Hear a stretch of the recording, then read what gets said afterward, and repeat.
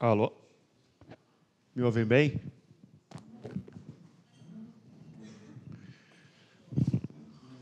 Mauro? Mauro não, ilustríssimo presidente da Associação Comercial de Pelotas, demais autoridades, amigos, amigas, é um prazer enorme estar aqui com vocês. Para os que não me conhecem, meu nome é Ricardo Fernandes de Souza Costa, eu sou natural de Pelotas, filho de Henrique Costa, de Marta Souza Costa, escritora, falecida, e irmão do Rodrigo Souza Costa, esse, acredito, muitos de vocês conheçam, membro da Aliança Pelotas e bem ativo na política local.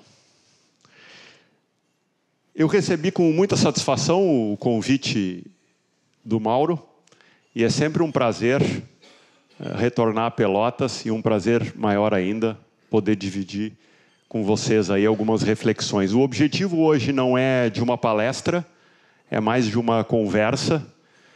Eu pretendo aí relatar um pouco da minha trajetória profissional, contar um pouco sobre o que a Idealiza vem fazendo em Pelotas, mas mais do que isso, deixar uma mensagem do que para mim funcionou ao longo da minha vida, e vocês vão ver isso na apresentação, isso vai se tornar bem claro. A ideia é transmitir o quão importantes são as relações humanas na determinação da trajetória de vida de cada um de nós. Eu estou tentando... Eu acho que é esse aqui. Bom, eu vou começar com uma história curiosa, que foi como começou a Idealiza. Isso aí devia ser por volta de 2003, é uma foto de satélite do litoral norte do Rio Grande do Sul, e eu estava aí com o Marco Antônio, meu sócio, hoje deve ter uns 75 anos, naquela oportunidade era um pouco mais novo, devia ter uns 60, e nós estávamos prospectando áreas para iniciar na atividade de loteamento, e quem me recebeu e era o vendedor dessa área foi o Ricardo Wagner. Não sei se vocês o conhecem, ele era sócio do Grupo Capão Novo, loteadores importantes aí do estado do Rio Grande do Sul, e tinha interesse na oportunidade em vender essa área. Eu não o conhecia, entrei no carro e disse, mas Ricardo, o que você faria, que tipo de produto você entende adequado se desenvolver nessa área? Ele, de forma muito aberta e franca, me colocou dentro do carro dele e começou a me levar para todos os empreendimentos que eles já tinham feito.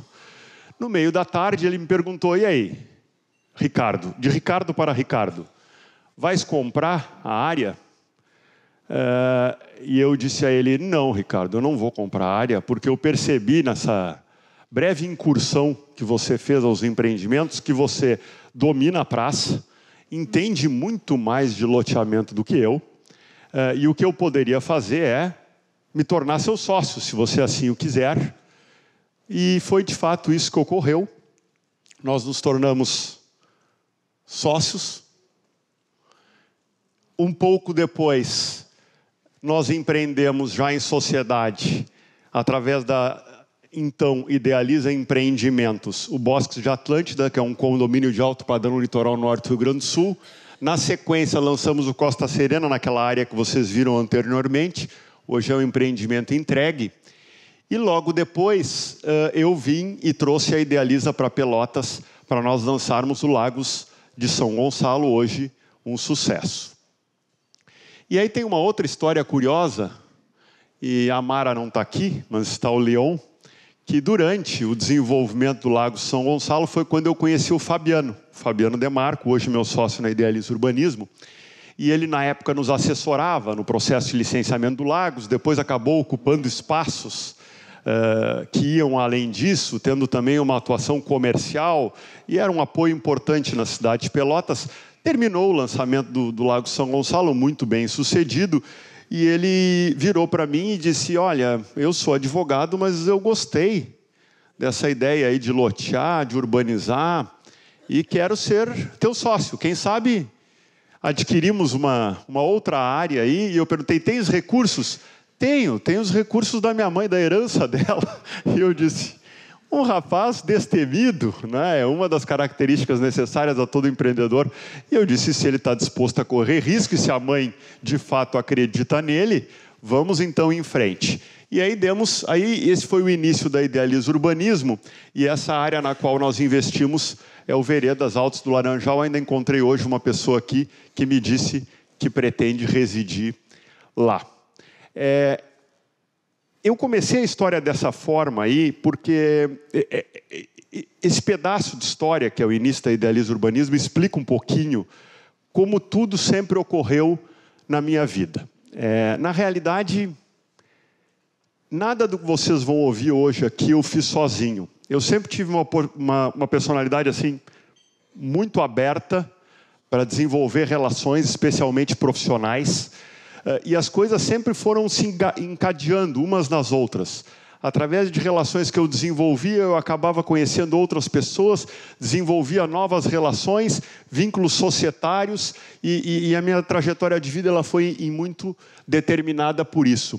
Tem um livro que eu comentei ali, e que explica um pouquinho isso. Esse Ray Dalio é um empreendedor, mas ele é um dos maiores fundos do mundo, é feito por ele, e esse é um livro, é Principles. E ele defende que o quão ricos são os processos decisórios quando resultado de debate. E ele criou, agora ele disse que ele levou essa reflexão ao extremo e disse que vai tornar público um algoritmo. Todas as decisões na empresa dele são coletivas, e esse algoritmo ele tenta auxiliar, estabelecendo peso para a opinião de cada um, conforme o histórico de cada uma daquelas pessoas de acertos para aquele tipo de pauta que está sendo aferida. Isso, claro, em fundos de investimento se aplica muito bem, em outras esferas talvez se aplique menos, mas o interessante do livro é a defesa do debate, é a defesa da cultura de que nós devemos sempre estar abertos à crítica e devemos ter ao lado da gente pessoas que tenham preferencialmente opiniões distintas para que nós possamos conversar e aperfeiçoar o nosso próprio entendimento. Temos ali também, eu citei aí, eu acho que o Brasil ele precisa amadurecer muito nesse quesito. Nós estávamos conversando ali um pouco antes da reunião, o Mauro, o Fernando Rechsteiner também. Eu acho que nos Estados Unidos já existe essa cultura, é a cultura do dito corporation. Lá, a maioria das empresas ela tem o capital, o controle diluído na bolsa. Não que uma coisa seja melhor que outra. Há muitas empresas que prosperam com controle exercido de forma mais ativa. Mas o que eu defendo é que também devem haver empresas onde o controle é diluído.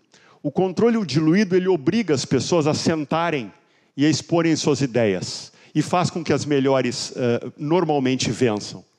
Então eu acho que isso é um processo de amadurecimento que a gente está passando no Brasil. Ainda tem muito pouca empresa com capital em bolsa, e é uma coisa que eu advogo e tento praticar ao longo da minha vida. Agora nós vamos começar, eu vou falar um pouquinho, vou contar um pouco da minha trajetória de vida, e tem esse livro do Warren Buffett, The Snowball, que eu acho que explica um pouquinho que Snowball é uma bola de neve. E eu vou falar de relações, eu vou falar de relações que foram sendo construídas, de relações profissionais que levaram a outras relações, e o que o Warren Buffett falou é que quando você age de uma mesma forma, o tempo acaba fazendo com que o resultado ele seja amplificado. É como se fosse uma bola de neve, onde todas as coisas se encadeiam e fica muito mais fácil de você construir sonhos maiores. Ali é uma brincadeira sugerida pelo Cuca, que me ajudou na apresentação. Ele disse assim, por que você não menciona os seus sócios? E ali tem que são 33, nós vamos fazer uma contagem. A minha trajetória profissional ela começou em 1990, quando eu fui para São Paulo, eu fui trabalhar na Receita. Lá eu fui para a área de tecnologia, conheci o Gerson Prochnow, que também trabalhava na área. Nos juntamos ao Ricardo Contini e o Carlos Lacava e fundamos a Contal Sistemas. E a empresa foi fundada no meu apartamento, trabalhávamos à noite, o objeto dela era nós desenvolvemos um software que auxiliava as empresas em gestão financeira, em gestão de passivos financeiros, em renegociação com instituições financeiras. E aí vocês vejam, o mesmo Gerson me acompanhou na fundação de uma outra empresa, que foi a Fiscosoft, aí com outros 3 sócios, o Pascoal, o Antônio Ayrton e o Luiz Valério. Os 2 últimos, eu na época tinha 20 anos de idade, os 2 últimos já de uma faixa etária bem mais elevada, deviam estar beirando os 50 anos, mais experientes, agregaram um pouco de maturidade à empresa. Essa empresa ela foi extremamente bem sucedida, nós vendíamos informação fiscal através da internet, a internet ainda estava começando, e nós viemos a vendê-la anos mais tarde para o grupo Thomson Reuters, uma multinacional importante, por uma cifra que, na oportunidade, mudou a minha vida muitos e muitos milhões de reais. E aí vejam como as coisas todas se encadeiam, né? Uma das minhas funcionárias naquela primeira empresa, na Contal Sistemas, era uma advogada, era minha amiga, nós não íamos para um evento, eu dirigindo o carro dela, e sofremos um acidente, perda total no veículo. E eu liguei para ela e disse, olha, eu me responsabilizo pelos danos, pelo prejuízo financeiro. E ela falou, olha, o veículo nem é meu, é do meu pai. E eu disse, que situação conflituosa, mas vou lá explicar para ele a situação. E eu fui, e uma situação delicada dessas, resultou que o pai dela se tornou meu sócio, é o Marco Antônio. E ele estava na oportunidade criando uma outra empresa, o de Build to Suit. O objetivo ali era construir imóveis adequados à finalidade de cada empresa, e aí locar, e a gente trabalhava ou com capital de terceiros ou com capital próprio, e ele estava redirecionando a carreira empresarial dele, também era um profissional já de mais idade, acho que na época ele estava na faixa dos 55 anos de idade, e nós fundamos a Imovem junto com o Gino, da UPIAS.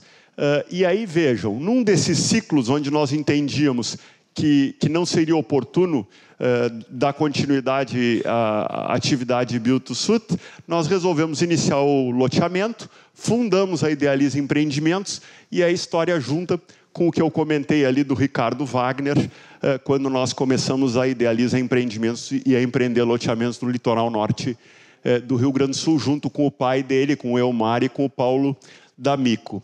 E aí vejam só, a Imovem, que fazia imóveis para empresas, uma das empresas era a Master Company, era uma transportadora. E eu acabei conhecendo o Marcos Melo e o Rui Cabral, e durante uma época da minha vida eu fui também sócio de uma transportadora, que tinha na oportunidade atuação nacional. Quem me ajudou na estruturação desse negócio foi o Clóvis Saad, meu amigo até hoje, e com quem eu também tive a oportunidade de ter um negócio, que era o Garimp, era um site de classificados. O objetivo era a venda de imóveis e de veículos através da internet. E aí eu resolvi citar também como a minha sócia, a minha esposa, que é a Mirella, porque eu acho que talvez o maior empreendimento da vida de todos nós seja a nossa vida, e a partir de então ela passou a me acompanhar, e junto com ela vieram o Max, a Fernanda, a Sofia e o André. E vejam que curioso, foi através dela que eu conheci o Robson.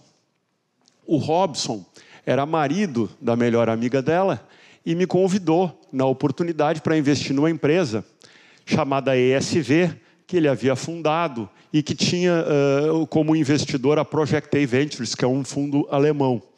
Eu fui lá, falei para o Robson que não estava exatamente dentro do meu perfil de investimento, mas conheci o Olivier Rossan, que era o representante desse fundo no Brasil, ele é francês, e ele me mostrou a oportunidade de investimento na Evino, que é um e-commerce. A Evino, na época, estava recém-iniciando as suas atividades, não tinha, acho que, terminado ainda o primeiro ano. O objeto, para quem não conhece, da Evino é a venda de vinhos através da internet. A gente importa vinhos da Europa e da América Latina, e vende, né? E eu disse que por aquele negócio eu me interessava, me tornei sócio. Acabou, foi um investimento que de fato prosperou muito. Nós fizemos um investimento total aí que eu acho que não atingiu 30 milhões de reais. Hoje a empresa fatura 250 milhões de reais, é o que está previsto para 2019. Temos um EBITDA positivo na casa de 12%, que é um EBITDA excepcional, dado o ramo de atividade que a gente atua. E-commerce é um ramo que ainda é muito difícil de se obter uma rentabilidade satisfatória, e o da Evino já é.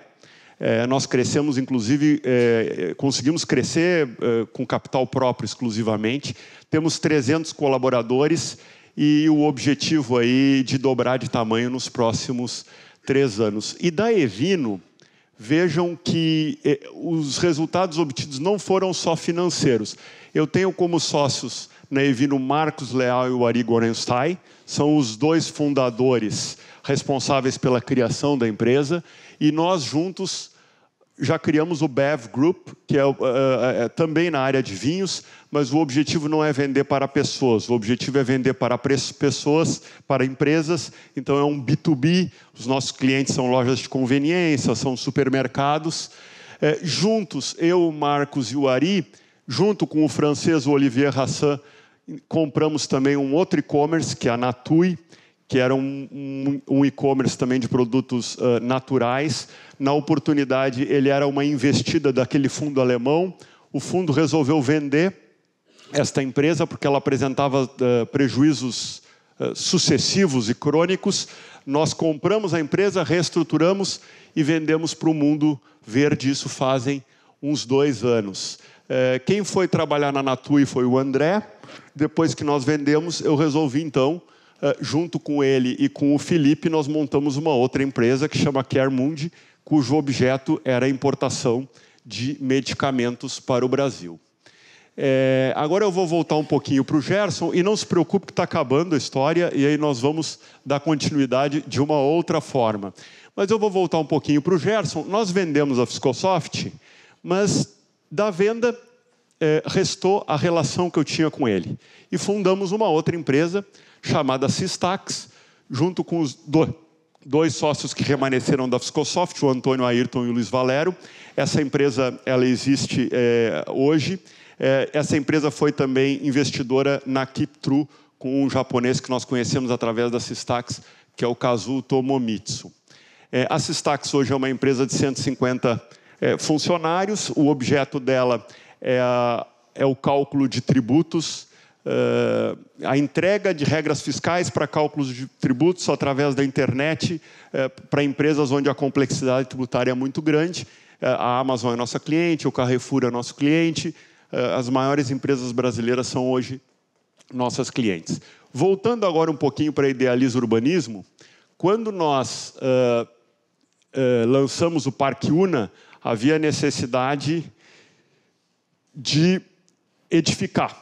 E aí vejam que apareceu, acho que o André aqui em Pelotas, acho que foi assim, procurando um terreno para lançar um hotel. Sentou com o Fabiano, os 2 conversaram, o Fabiano me ligou e disse assim: apareceu um pessoal bom aqui em casa, eu acho que dá para a gente ser sócio deles. Não foi mais ou menos assim, André? Numa tarde. E aí, então, vamos. Aí vieram o André, o Lucas e o Everton, e a gente começou a montar sociedades de propósito específico para edificar as primeiras construções do Una. Hoje, nós temos uma empresa, que é a Idealiza Verticais, somos sócios, nós 4, eu, o Fabiano, o André e o Lucas, e que foi responsável pelas construções até então do Una e será responsável pelas construções subsequentes. Tenho também um projeto imobiliário com o Cuca, com o Daniel da Agência em Comum, que me auxiliou nessa apresentação, e com o Carlos Eduardo, com o Kaká, um projeto imobiliário em Rio Grande, previsto ou para o final desse ano ou para o início do ano que vem. E eu não poderia deixar de finalizar aí com a Fazenda da Figueira. Eu ainda estava conversando com o Fernando Rechsteiner. Estranho seria eu, com tantas sociedades, dividir a minha parte da fazenda. Então, eu sou também sócio do meu pai e do meu irmão e estou aberto ali ao debate e aos conflitos, até porque, como a gente vinha conversando, não é, Fernando? Eu acho que a agricultura e muitos outros negócios dependem de escala, e se a gente quer ter escala, a gente tem que se associar, a gente tem que defender aí as vantagens de se ter uma sociedade. Agora eu queria fazer uma reflexão com vocês, um pouco disso. Eu falei já um pouquinho ali do Dálio, do rei Dálio. Eu acho que quando se tem uma sociedade, e essa trajetória aí para mim ficou clara, as chances de se prosperar, elas são muito maiores. Principalmente quando você tem os mesmos sócios durante muito tempo, ainda que em negócios distintos. Se cria um dos grandes riscos, os dois grandes riscos do negócio é a parte da gestão, os maiores, e o processo decisório. E esses dois riscos, eles ficam mitigados na medida que você constrói relações profissionais de confiança durante muito tempo com as mesmas pessoas. Primeiro, você tem acesso a um número de oportunidades de negócio maior, porque você acaba tendo um leque de relações mais amplo. Segundo, como você já conhece aquelas pessoas, como elas pensam, você já confia nelas, elas já sabem quais são as suas lacunas, você já sabe quais são as dela. Em geral, o processo de tomada de decisão, ele é muito mais simples e muito mais rápido. Então, isso, na medida que o tempo vai passando, faz com que se erre menos. E isso, de fato, eu comprovo, aconteceu na minha vida. Eu sigo errando, mas quando eu olho para trás, há 20 anos atrás, eu errava muito mais, cometeria erros que hoje eu não cometo. A outra reflexão que eu queria fazer, e eu acho importante, esse Harari, aquele Yuval Harari, muitos de vocês devem ter visto, ele escreveu o Homo Sapiens, escreveu o Homo Deus, e tem uma passagem do livro dele que eu acho muito importante. Ele faz uma comparação, ele diz, reparem o seguinte, o homem deve ter menos do que 1% de diferença em termos de DNA da maior parte dos animais, acho que inclusive do macaco. É quase tudo igual, né? Como que ele se tornou onipresente na Terra? Ele praticamente é Deus na Terra, né? Todos os outros animais estão submetidos às nossas decisões. Tem o infortúnio, né, de nesse ecossistema dependerem de nós. E a diferença é tão sutil, e de fato é. Porque pensem que se nós pegarmos 2 bebês, mantivermos eles alimentados, com saúde, mas isolarmos eles da sociedade, o comportamento talvez não seja muito diferente de 2 macacos. Você manter, e a performance, eu digo, vai ser parecida. Talvez até a gente ganhe, mas não vai ser por muita distância. Então, onde é que está a diferença? Como se explica isso? Eu acho que isso se explica, e aliás não sou eu, o Harari acha que isso se explica, dada a capacidade humana de troca de conhecimento, mas mais do que isso, de transferência de conhecimento através das gerações. Os bebês nascem e eles já nascem com uma carga de conhecimento que nós transmitimos a eles, que nós herdamos das gerações anteriores. Por que eu estou comentando isso? Eu acho que essa analogia ela é perfeita para empresas e para relações societárias. A empresa, ela aprende, é um organismo. E por isso que eu defendo de forma tão veemente o fato da gente se associar e empreender dessa forma. Vocês reparem que existem perfis distintos de empreendedores, e todos notáveis e com seus méritos. Então nós temos aí um Eike Batista, temos um Abílio Diniz, são pessoas que têm um espírito de empreendedor e uma capacidade tremenda. Mas existe uma outra metodologia, por exemplo, o da Embev, o Lehman, o Sicupira e o Teles, que eles empreendem de forma conjunta, em sociedade.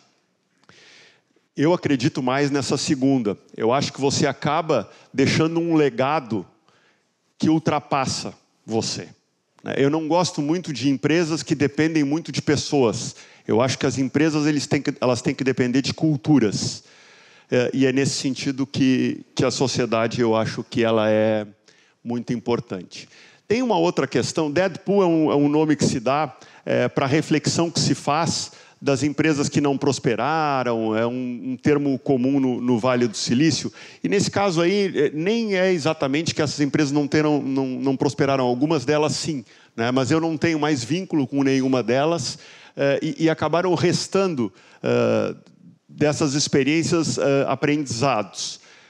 Um aprendizado que eu acho relevante, existe, no meu entender, a falsa percepção de que as habilidades cognitivas são a característica mais desejável para que se atinja sucesso em alguma atividade. E eu não vejo dessa forma. Eu acho que as características que fazem a gente atingir os objetivos que a gente pretende, elas são muito mais comportamentais e muito menos cognitivas. É muito mais a postura que a gente adota frente às circunstâncias. É muito mais, claro que você tem que ter determinação, você tem que ter resiliência, mas é também a capacidade de você se relacionar com outras pessoas e agregar esforços. É muito difícil fazer qualquer coisa sozinho. Então, eu acredito nisso e gostaria de deixar esse registro. Eu vou voltar um pouquinho agora para a Idealiza Urbanismo. Depois que nós fundamos ela, eu e o Fabiano, nós lançamos então o Veredas Altos do Laranjal, depois desenvolvemos em parceria com a Alphaville o Alphaville Pelotas. Agora, em dezembro último, lançamos o Palácio das Águas, um empreendimento no estado do Amapá. E aí temos aí o Parque Una, que está em processo de desenvolvimento em Pelotas. A Urbanismo hoje, ela tem atuação nacional. Nós temos projetos aí em desenvolvimento no estado do Amapá, no estado de Roraima, no estado de Sergipe, em Aracaju.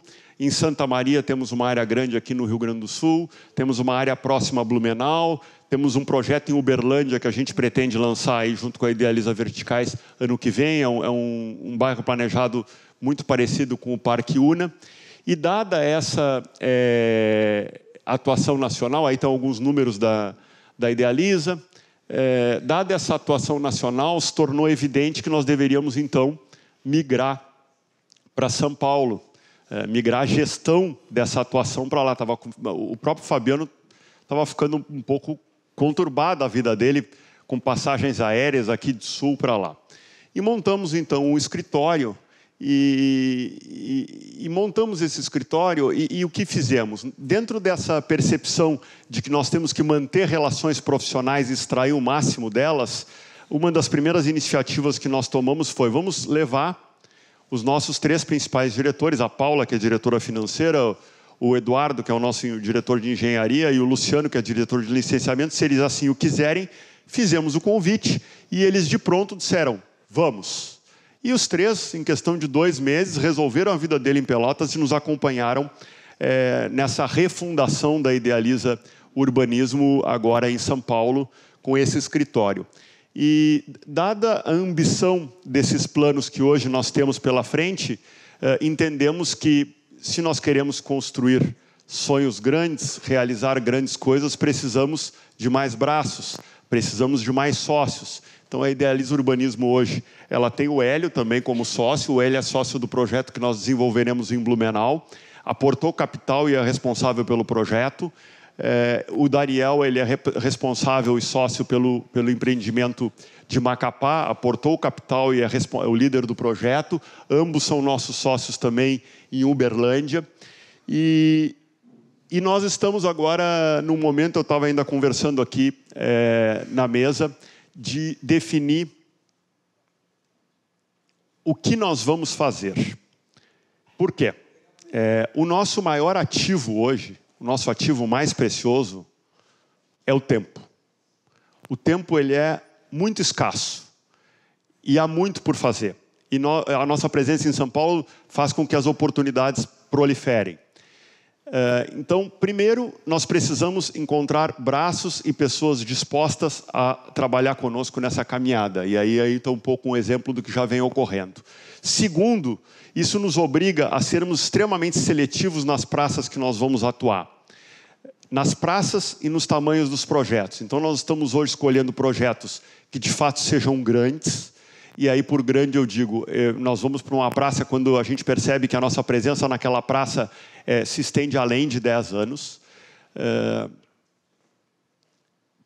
Também porque ir para uma praça nova significa que novas relações serão desenvolvidas. E para que a gente tenha condição de extrair frutos dessas relações, como eu estava dizendo, o tempo favorece. Então, nós não fazemos projetos de 1, de 2, de 3 anos.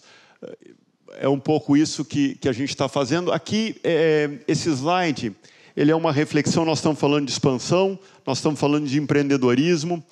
O Mauro, numa ligação telefônica, eu perguntei para ele qual era mais ou menos o conteúdo das palestras que começava a ser dado. Ele me perguntou o que você está achando do momento atual, que o país está vivendo, que o mundo está vivendo. E eu acho que eu partilho das mesmas dúvidas que todos vocês têm. Todos nós, eu acho que eu acredito, estamos esperançosos, mas incertos com relação ao que vai acontecer com o Brasil e mesmo com o mundo, né? É um momento de muitas incertezas. Mas eu acho que tem um fator que é positivo e é extremamente interessante para o empreendedorismo, que é essa acomodação das taxas de juros internacionais em patamares muito baixos. Isso aqui é um artigo da Economist, da semana passada, e eu acho que pela primeira vez tem bonds, né, títulos de dívida, debentures, de empresas e de governos emitidos com prazos longos, com juros negativos. Isso significa o quê? Significa que a empresa emite o papel e ela diz, você entrega 50 mil reais e ela diz, olha, daqui a 10 mil, daqui a 20 anos eu te devolvo 48. Esse é o mundo que nós estamos vivendo agora. Reparem que não é título de dívida emitido com juros negativos em relação à inflação. No exterior isso já está acontecendo em valores absolutos. Para grandes montantes, o valor que é devolvido anos depois é inferior ao valor que é despendido hoje. Esse é um cenário que, para quem quer empreender, é extremamente positivo. Porque isso significa que o capital ele está abundante. Ele não encontra local que o remunere. E quando isso ocorre, o que ganha valor? Ganha valor os braços. Ganha valor quem quer entregar, quem precisa do capital e tem alguma ideia. É claro que no Brasil, em particular, esse movimento já está acontecendo, já estão falando aí em Selic em 5%, se você considera a inflação, nós estamos com juros positivos de 1%, 2%, né? Mas no Brasil nós temos uma questão que ainda merece alguma acomodação, que é o spread bancário, que é um pouco elevado. Mas eu acho que mesmo nesse quesito, o conjunto de transformações globais que vem ocorrendo, ele é saudável e ele aponta numa direção de que esses spreads vão se reduzir e vão se acomodar. Nós temos aí um processo de fintechs que está, de uma certa forma, transformando esse mundo de concessão de crédito. Mesmo na Idealiza, nós temos um projeto, agora tem uma norma da CVM, e nós pretendemos fazer um piloto para captação de recursos diretamente junto à pessoa física, sair de uma desintermediação financeira, né? Então, eu vejo isso com extremos bons olhos, acho que isso impacta a todos, independente do negócio que a pessoa venha a ter. Vou falar um pouquinho agora da Idealiza em Pelotas. E nós estávamos falando, e engraçado, na conversa que antecedeu, esse assunto ele também surgiu de forma espontânea. Nós vivemos um mundo hoje onde as pessoas elas se comunicam, graças à internet, ao ferramental existente, de forma cada vez mais fluida, cada vez mais rápida, cada vez mais dinâmica. Isso nunca aconteceu antes e é sem precedentes. É possível identificar as consequências disso, né? Nas últimas eleições, eu não me refiro só ao Brasil, em termos globais, a gente percebe que a presença da mídia ela é cada vez menos determinante. Por quê? As pessoas se comunicam com tal velocidade que há outros aspectos, elas praticamente se empoderaram do processo político.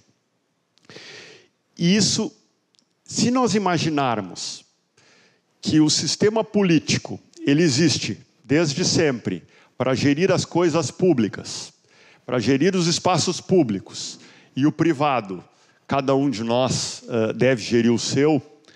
E se nós imaginarmos que as pessoas elas estão percebendo que elas conseguem avançar no escopo de atuação do sistema político e ocupar espaços que antes ficavam reservados à classe política, eu acho que a gente tem uma oportunidade aí de transformação social sem precedentes. O Mude que o Mundo Muda foi uma campanha que nós fizemos e que hoje eu considero a essência do bairro Parque Una e que parte dessa premissa, de que as pessoas cada vez mais são e serão agentes de transformação e que depende única e exclusivamente delas se organizarem. E hoje o ferramental de comunicação ele está aí disponível para todos. O Parque Una é uma associação de bairro. Todas as pessoas que integram lá e que têm algum tipo de interesse financeiro ou trabalham lá, integram obrigatoriamente essa associação, tem uma contribuição mensal.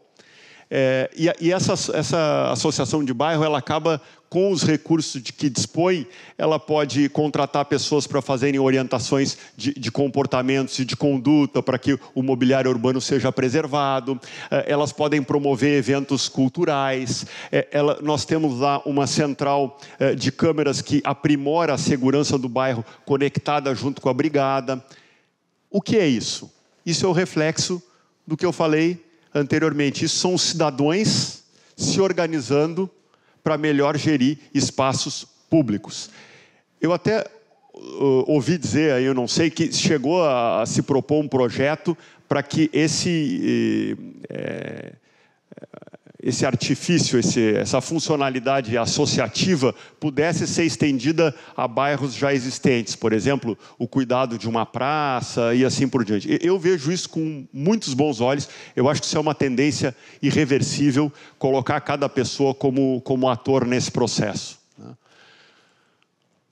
Bom, eu vou falar um pouquinho aqui de valores. Eu fiquei falando de sociedade, de ser aberto. Eu acho que é importante na sociedade que os valores dos sócios sejam os mesmos. Isso é quase um pré-requisito para que a sociedade funcione. Eu acho que, além de existir confiança entre os sócios, eu acho que os valores devem ser o mesmo. E além dos valores serem os mesmos, eu acho importante a gente escolher profissionais como sócios que tenham características, virtudes que nos complementem. Todos nós temos lacunas, temos deficiências, e se nós buscarmos encontrar quem melhor nos complementa, certamente seremos bem-sucedidos. Se encontrarmos pessoas melhores do que nós, certamente melhoraremos.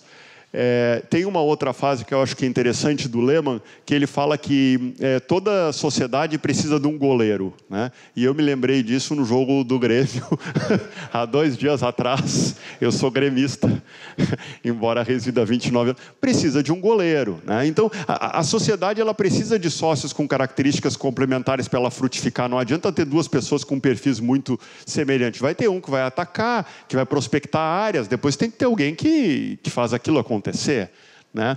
E nós tivemos aí a felicidade de encontrar nesse processo o Lucas e o André, que são nossos sócios agora da Idealiza Verticais, que, como eu vinha dizendo, nesse quesito em específico, são muito melhores do que eu para fazer o Parque Una se desenvolver e acontecer aqui em Pelotas. Eles têm um histórico de empreendimentos já anterior ao Parque Una impressionante, ali na região de Caxias do Sul. Nós temos aí em obras, isso já Idealiza Verticais, 60 mil metros quadrados de área construída, já temos 6 obras aí, e temos feito um empreendimento, 2 a 3 empreendimentos por ano.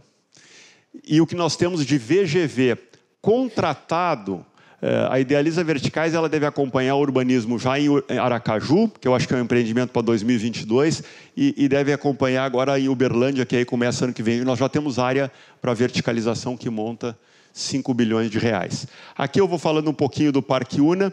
Eu não sei até que ponto todos conhecem detalhes do projeto, mas nós temos aí a ambição e a meta de fazer uma rua coberta, vai ser um mall a céu aberto, também com uma estrutura associativa bem bem distinta. O primeiro passo foi dado, que é o UNA 8, é um processo que acho que talvez a gente dê início final desse ano, primeiro trimestre do ano que vem, na frente do Plex.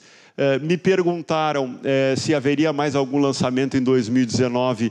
Eu não posso explicar nada por questões de marketing, me pediram de falar qualquer coisa, mas eu posso dizer que haverá um lançamento ainda em 2019, mais um no empreendimento. E uma outra pergunta recorrente que fazem é do acesso ao bairro do Parque Una.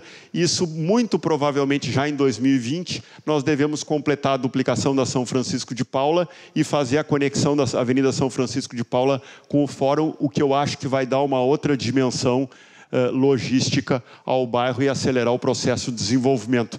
E essa área aqui, os nossos sócios aqui são a Goldstein e a Cristina Ribeiro, e nós fomos também responsabilizados, foi atribuída a responsabilidade para que nós desenvolvêssemos a urbanização desse período, será a continuidade do Parque Una. Aí está um pouquinho as fotos dos empreendimentos que a Idealiza Verticais está em processo de construção, que já foram lançados. O primeiro aqui é o Ola, aquele lá em cima é o Plex, esse aqui é o Flow Work e o Flow Live. Aqui nós temos o Plaza Maior e ali o último lançamento que foi feito, que é o IN. Temos uma expectativa aí de crescimento populacional de pessoas residindo já no bairro, que agora 850 em 2020 com a entrega do Ola, e aí o crescimento é exponencial. Em 2024 já teríamos 4.000 pessoas, em 2026 6.000. Estava falando um pouco aqui de tecnologia, de startups. Nós temos uma iniciativa aí, subimos esse prédio aí, o Centro de Inovação. Ali estão as empresas que estarão presentes. O prédio foi um sucesso em termos de receptividade, ele está inteiramente locado. Estamos já discutindo edificar um próximo. Esse é um projeto social da Idealiza, o Realiza. Eu não poderia deixar de falar nele. Nós formamos até agora 4 turmas de 20 alunos, resultando num total de 80 alunos. Esse semestre agora nós suspendemos o Realiza, acredito que voltaremos no ano que vem, e a ideia do projeto é selecionar meritocraticamente na rede de ensino médio pública, através de testes seletivos, cognitivos e entrevista, alunos que tenham interesse na informação. É um curso aí que dura aproximadamente 3 meses, são umas 200 e poucas horas, cursos de desenvolvimento de software, curso de design, e esses alunos é inteiramente gratuito, e esses alunos, depois de receberem a formação, eles são encaminhados para essas empresas que são as empresas parceiras, que absorvem esses recursos e então inserem eles no mercado de trabalho. A ideia disso aí, nós sempre tivemos ideia de fazer alguma coisa. Como nós somos empresários, nós queríamos fazer alguma coisa que a gente pudesse mensurar resultado e que trouxesse resultado rápido. Pensamos em algumas coisas, chegamos à conclusão que a área educacional tinha uma afinidade grande com o que a gente gostava de fazer. E eu vinha também conversando ali com o Fernando e com os outros, que eu acho que a gente tem que encurtar esse espaço de formação e jogar as pessoas, o Samuel também estava falando aqui, no mercado de trabalho o quanto antes. E essa é uma forma que a gente está colhendo bons resultados, e eu acho que pode ser amplificada. E se por acaso alguém aqui tiver uma empresa, preferencialmente na área de tecnologia, e quiser colaborar, estamos abertos. Quanto mais braços, melhor. E agora eu vou caminhando para o final dessa minha exposição.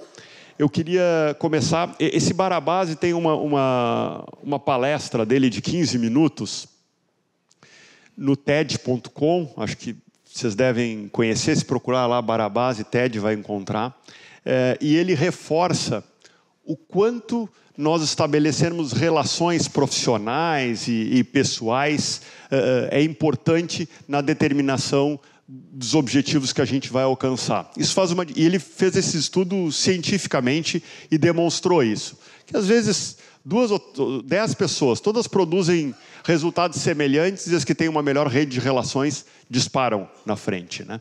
Mas nessa mesma palestra, ele menciona um outro fato que é interessante, e eu vejo aqui mais interessante ainda, dada talvez a faixa etária quase média que está aqui presente, que ele faz uma provocação com uma citação de Einstein. Einstein teria dito numa determinada oportunidade que as grandes contribuições humanas, elas são feitas até os 30 anos de idade, que depois é muito difícil você ganhar um Nobel.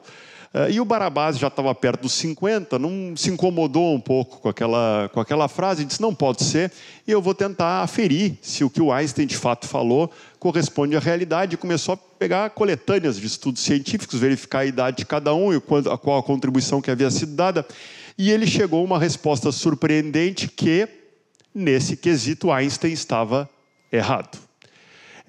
Na realidade, a chance de um trabalho publicado por um cientista na faixa dos 50 anos ser muito recomendado no meio acadêmico ou provocar uma grande contribuição humana, ela é tão grande quanto o de 30 anos. O que acaba acontecendo é que muitos, quando se aproximam dos 50, desaceleram em termos de produção. E isso é interessante porque eu também li agora há pouco tempo atrás. A gente às vezes fala o celeiro da inovação, que é o Silicon Valley, o Vale do Silício, e aquilo é visto como pessoas muito jovens, bem-sucedidas. Parece que as pessoas um pouco mais velhas não têm espaço. E há pouco foi feito um estudo onde eles resolveram verificar se isso de fato era verdade. E a resposta que eles obtiveram é instigante e eu acho inspiradora, é de que isso era uma inverdade.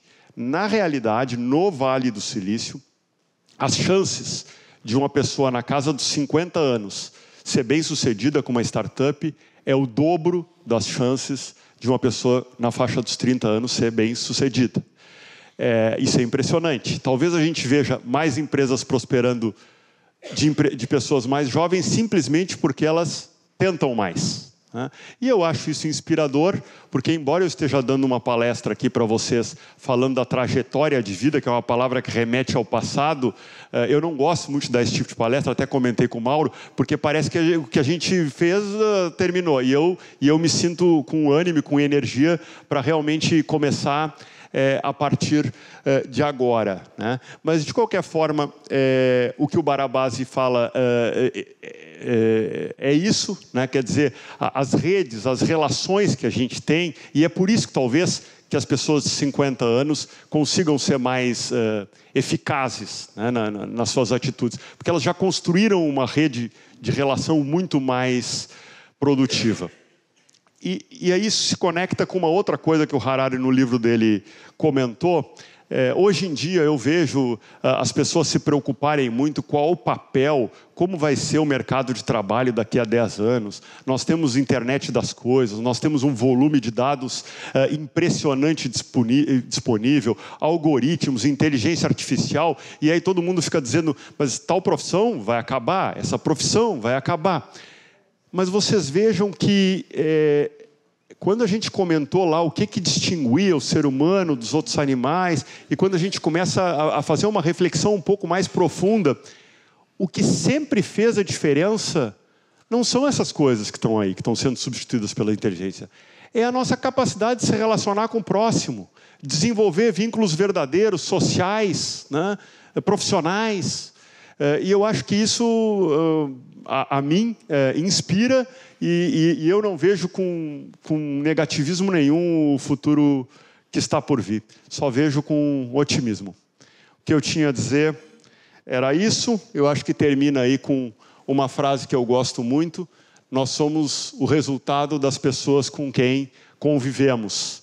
E eu acho que daí a importância da gente escolher bem as pessoas com as quais a gente quer conviver, porque elas certamente vão nos transformar. Muito obrigado.